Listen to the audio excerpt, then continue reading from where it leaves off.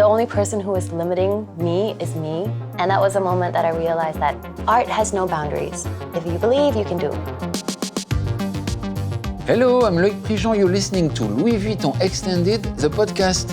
Today I'm inviting you to hear my conversation with a fashion icon, an actress and Louis Vuitton ambassador. She lives in Bangkok and I had the opportunity to have a chat with her during her Paris trip. She attended Nicolas Ghesquière fashion show for Louis Vuitton. It was day for day, his 10 years anniversary at the Maison, and we've just recovered from our emotions. Her name is Urassaya Sperbund, but maybe you know her better by her nickname, Yaya. Bonjour Yaya. Sawadee, bonjour. Bonjour. Loïc. Super nice to meet you. Nice to meet you too. How are you? How do you feel after the fashion show? Of all fashion shows? It was incredible. It was. Still feeling the energy of everything. It was amazing. I feel so alive right now. It was so bombastic, no? It was. It was incredible. I've never been around so many people before in one show. I think this show was something that was very, very Nicolas. Like, it was an ode to all his genius that he's done. Like, everything was, you could like, oh, flashback. That looks similar to the Isola Bella, the movements, the mesmerizing movements of the bottom of the skirt, the pillowy effect. And it was so reminiscent of everything that he's done. And it was beautiful. I think it will be a show that will be in everybody's memory for a very long time. So you are known as Yaya. Mm-hmm. So who calls you Yaya? Well, everybody calls me Yaya. Everybody. Everybody. But originally, this nickname came from my dad because my full name in Thai is Urassaya. And it's quite difficult to say. So it ends with Ya. So he was just like, Yaya. So much easier. You like it? I do like it. Yeah. Well, I love my name too, Urassaya. It means daughter. And it's a lovely name. But of course, Yaya is just so much easier. Tell me about your fashion journey. How did it start? Well, I guess it started since I was a little girl. Like, I loved clothing. I didn't know how to like bring about myself, like how to dress or anything. I think that like manifested itself once I got to work with Louis Vuitton. I got to see Nicolas and all his geniusness.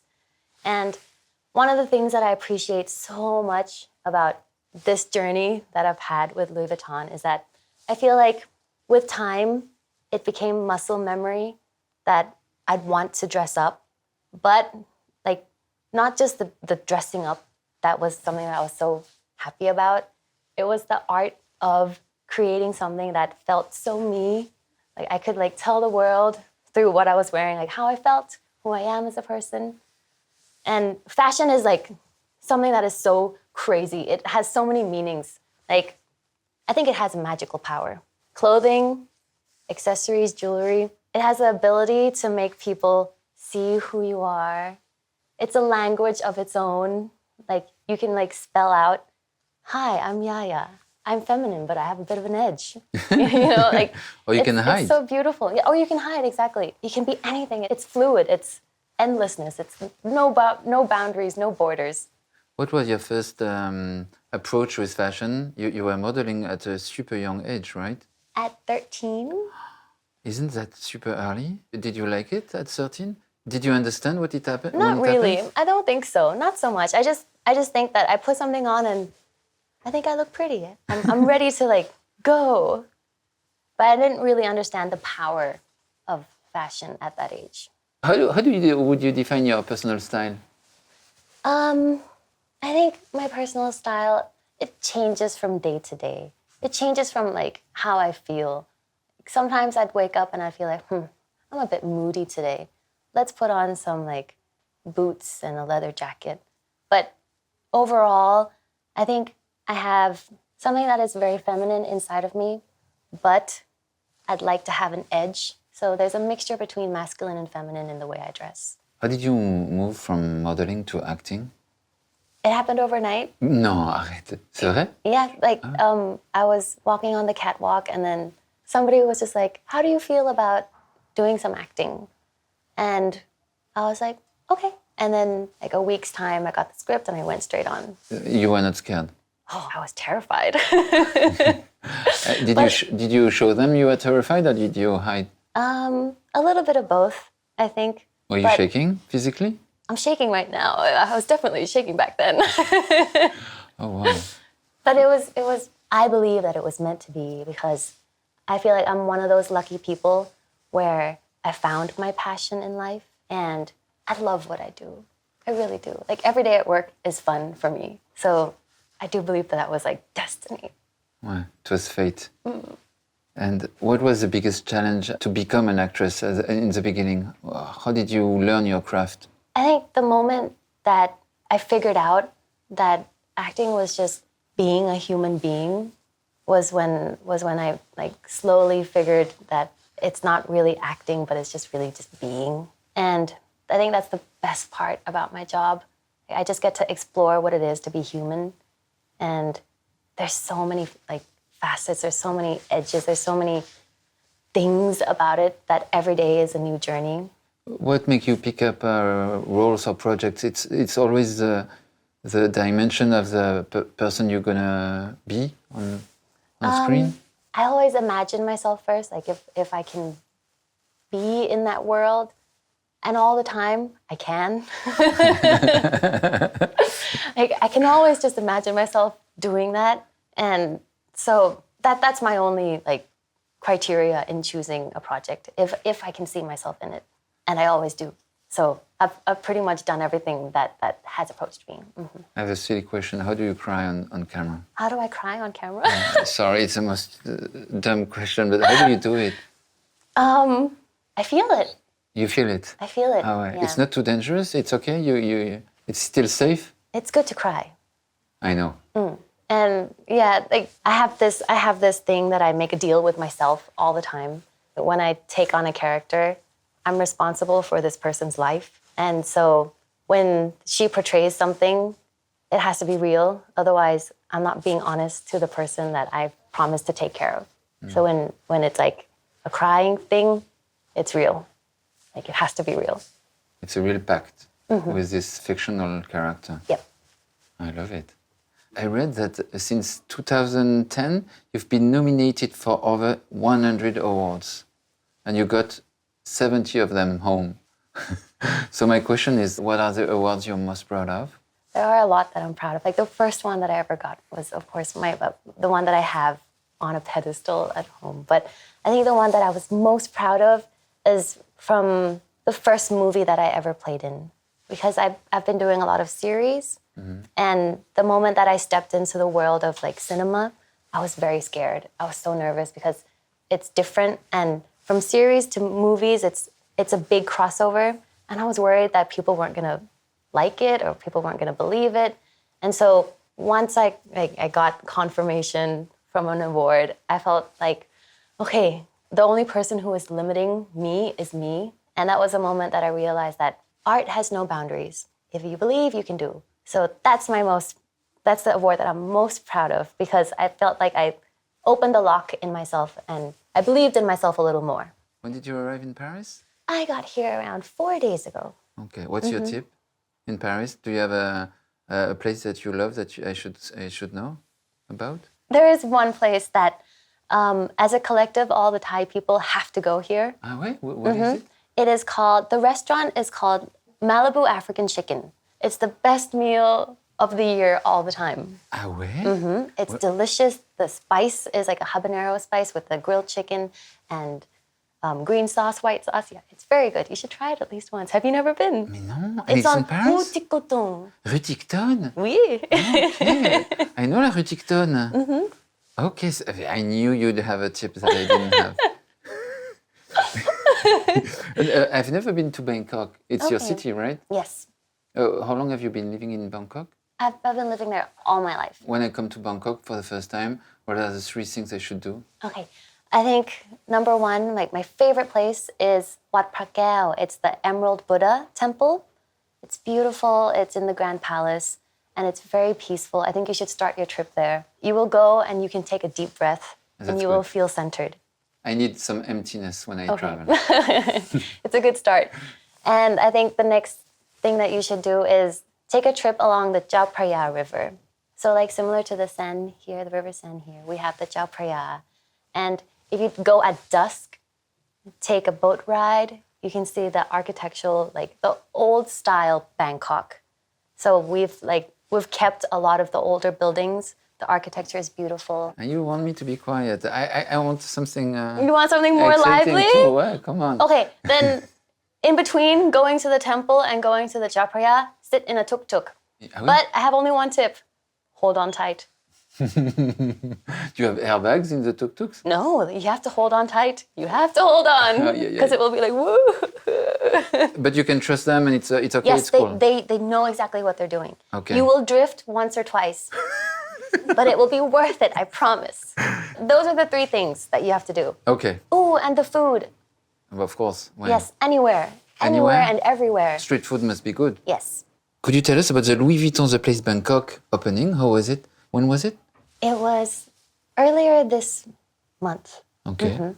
And so there's an exhibition, there's a cafe, and there's also a restaurant, Okay. which they collaborated with Gagan, which is wow. like my favorite chef in the whole entire world. He's incredible. His menus are insane because they don't have a name. It's just emoticons. You kind of just have to guess what's going to happen. It's very fun. It's very fun. It's like a... And they express what could be the dish? Yeah, like for example, it would be like a tongue. And then you'd have to... That's the way you eat your meal. It's very fun. I have to go. You should do. It's very fun. And he likes to mix different cuisines from like all around the world. And it's a bit of a trip. So you get a bit of everything. Journey through the world, kind of sit-down meal, which is very cool. And I drove past before I came here, and it was very full. There were so many people waiting in line to go to the exhibition, which is incredible because we don't really have that in Thailand. So I think it's a good opportunity. People can go, they can like experience fashion, and we're slowly becoming like a hub where people are super interested in like lifestyle culture, the heritage of Vuitton, for example. So it's a fun new thing for us. Could you teach me some other spots or gems, hidden gems that I should know about in Bangkok? If not in Bangkok, I could tell you my favorite place in Thailand, which is in a spot in the Andaman Sea in Krabi. It's Kaw Hong.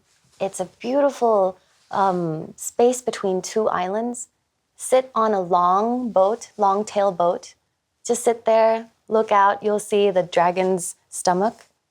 Sit under the sun. Underneath you is the Mermaid Lagoon. It's one of the best places that you can go, I promise you. And what book should I bring? No, don't read a book. Just oui. ask one of the locals to tell you a story.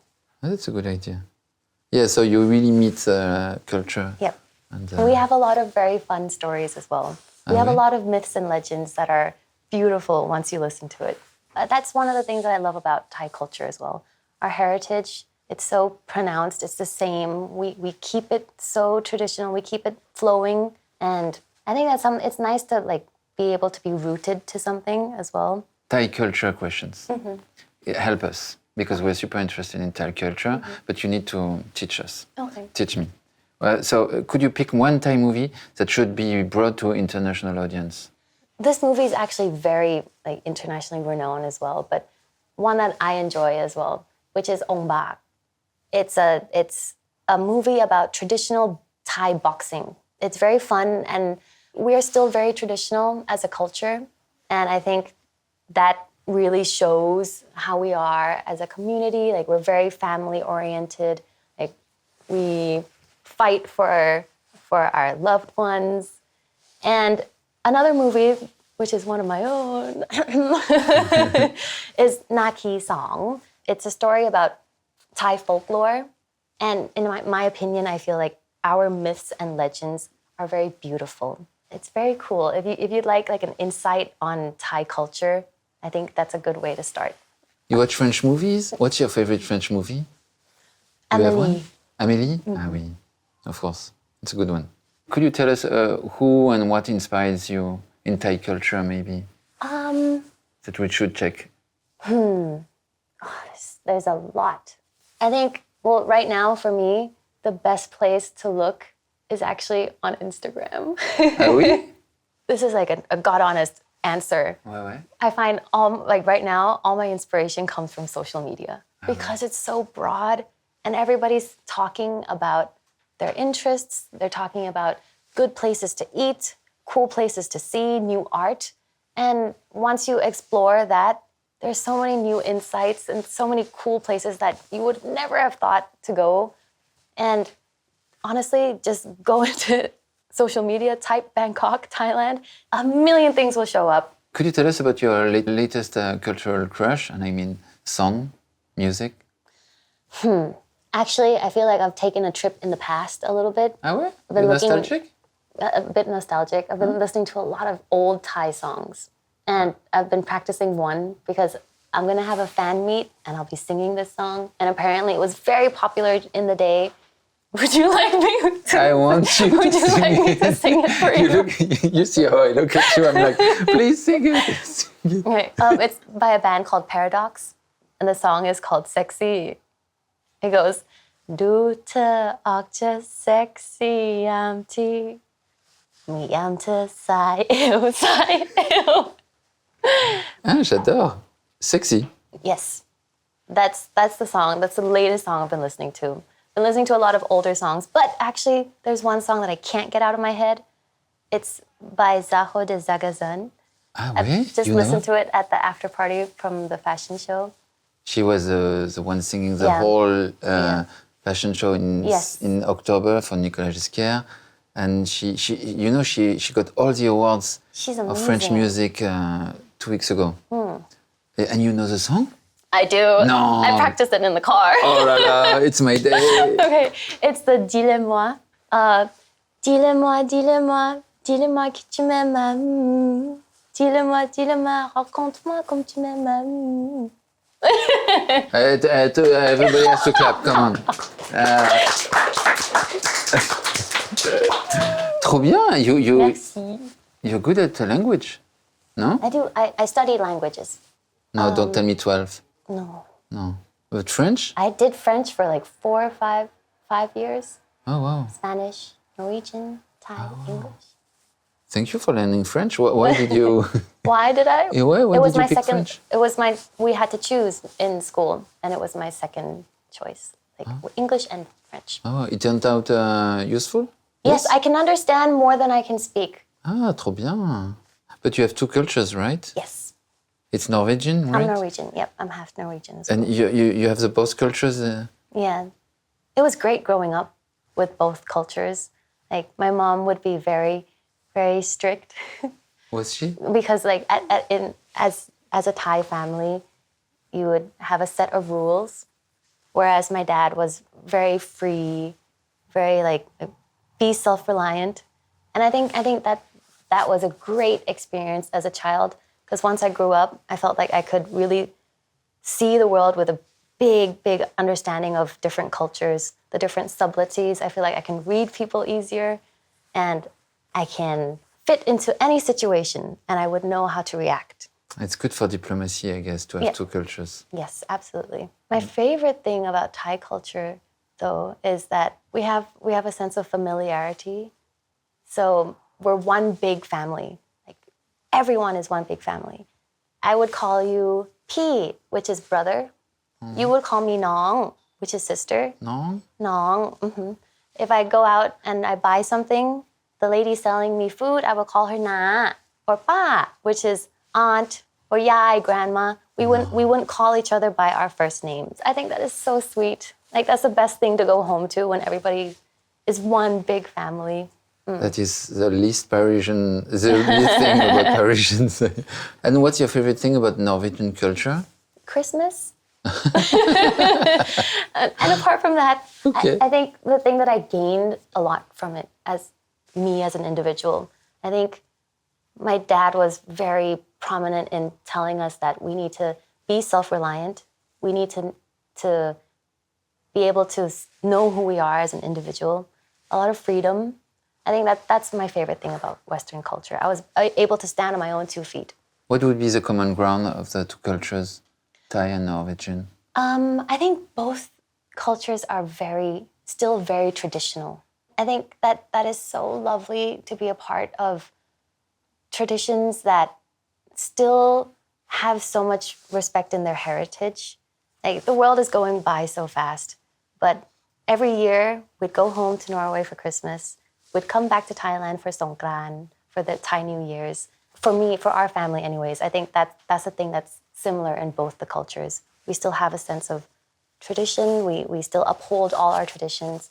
Very, very family-based. Nice. You're lucky to have those two. Yeah. I'm also lucky that I'm from both cultures. Like, I have to say thank you, Mom and Dad, because of the genetics. Like, thank you. Always say thank you to the mom and dad. Right, it's important. Could you tell us about your upcoming projects? Yes, I would love to. I've actually been quite busy.